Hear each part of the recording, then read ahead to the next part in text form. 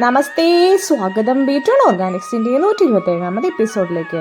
പണ്ടൊക്കെ നമ്മൾ ഈ ഒരു ചെടിക്ക് വേണ്ടിയിട്ട് പെൻസിലും കഷ്ണങ്ങളും നെല്ലിക്കപ്പൊട്ടും മുട്ടായിയുടെ കടലാസൊക്കെ വെച്ച് മാറിയിട്ടുണ്ടായിരുന്നു. ഓർമ്മ ഉണ്ടോ? അതെ, സ്ലേറ്റ് മായ്ക്കാനൊക്കെ നമ്മൾ ഉപയോഗിച്ചിട്ടുണ്ടായിരുന്ന, പരീക്ഷണങ്ങളൊക്കെ ഉപയോഗിച്ചിട്ടുണ്ടായിരുന്ന മഷിത്തണ്ട്, വെള്ളത്തണ്ട്, വെറ്റിലപ്പച്ച, കാക്കത്തണ്ട്, കണ്ണാടിപ്പച്ച, മഷിപ്പച്ച, മകപ്പച്ച, കോലുമഷി, വെള്ളം കുടിയൻ തുടങ്ങിയ പല പേരുകളിൽ പല നാട്ടിൽ അറിയപ്പെടുന്ന മഷിത്തണ്ട് തന്നെയാണ് കേട്ടോ നമ്മുടെ ഹീറോ.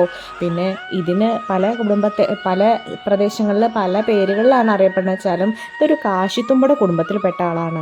പിന്നെ സമൂല വൃക്കരോഗങ്ങൾക്കുള്ള ആയുർവേദ ഔഷധമാണ്. നല്ല വേദന സംഹാരിയാണ്, പ്രത്യേകിച്ചും തലവേദനയ്ക്ക് കേട്ടോ. വെയിൽ ചൂടിനെ പ്രതിരോധിക്കും, ശരീരത്തിൻ്റെ മൊത്തം ചൂടിനെ കുറയ്ക്കുകയും ചെയ്യും, നല്ല ഉന്മേഷം നമുക്ക് തരുകയും ചെയ്യും കേട്ടോ. ജ്യൂസ് ഉണ്ടാക്കാം, ഉഷ്ണക്കാലത്തെയും ഇലയും തണ്ടും ചേരുന്ന തോരൻ വയ്ക്കാം, നല്ലതാണ്. ഇലയുടെയും തണ്ടിൻ്റെയും കൂട്ടിപ്പിഴിഞ്ഞിട്ട് അതൊരു കുഴമ്പ് രൂപത്തിലാക്കിയിട്ട് നമ്മുടെ നെറ്റിത്തടത്തിലൊക്കെ ഇട്ട തലവേദന മാറും. സാലഡായിട്ട് പലയിടത്തും ഉപയോഗിക്കാറുണ്ട്. പിന്നെ anti bacterial, anti fungal properties ഉണ്ടാവുന്നുണ്ട്. പൂപ്പൽ രോഗങ്ങൾക്കെതിരെയൊക്കെ അത് ഉപയോഗിക്കാറുണ്ട് നാട്ടുവൈദ്യത്തിൽ. വിശപ്പില്ലായ്മ, രുചിയില്ലായ്മ, അതേപോലെ ഫേസ് പാക്ക്, അത് ചർമ്മത്തിലുണ്ടാവുന്ന പരുക്കൾ, കുരുക്കളുടെ പാടൊക്കെ അത് സഹായിക്കുന്നുണ്ടേ. അതുകൊണ്ട് ഇതിനെ ഒരു ഫേസ് പാക്കായിട്ട് ഉപയോഗിക്കാറുണ്ട്.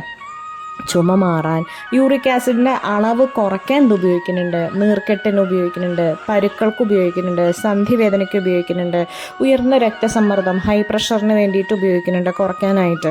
അതേപോലെ UTI, യൂറിനറി ട്രാക്ട് ഇൻഫെക്ഷൻ, നമ്മുടെ ഈ മൂത്രക്കടച്ചിൽ, മൂത്രച്ചുടിച്ചിൽ, എരിച്ചിൽ എന്നൊക്കെ പറയുന്നതിന് ഉപയോഗിക്കുന്നുണ്ട്. ഉറക്കല്ലേക്ക് ഉപയോഗിക്കുന്നുണ്ട്. ഇതിന് ഒരു സത്യം പറഞ്ഞു കഴിഞ്ഞാൽ ഈ ഒരു ചെറിയ സാധനം നമ്മൾ ഈ ഒരു ചെറിയ ആവശ്യങ്ങൾക്ക് ഉണ്ടായിരുന്ന ആൾ ഒരു മൊബൈൽ മെഡിക്കൽ സ്റ്റോറാണ് കേട്ടോ.